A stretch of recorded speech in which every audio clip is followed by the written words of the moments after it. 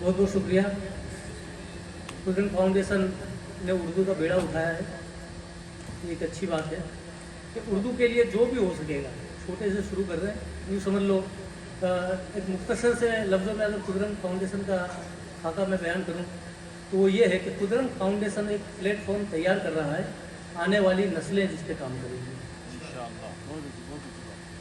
आइए अब आखिरी 2 मिनट की बात और सुनेंगे। उनके लिए मैं ये कहूँगा कि चमन में रखते हैं कांटे भी एक मकाम है दोस्त, चमन में रखते हैं कांटे भी एक मकाम है दोस्त, फ़कत गुलों से ही गुलशन की आबरू तो नहीं, सुकूत वो भी मुकम्मल सुकूत क्या मानी, कहीं यही तेरा अंदाज़ गुफ्तगू तो नहीं।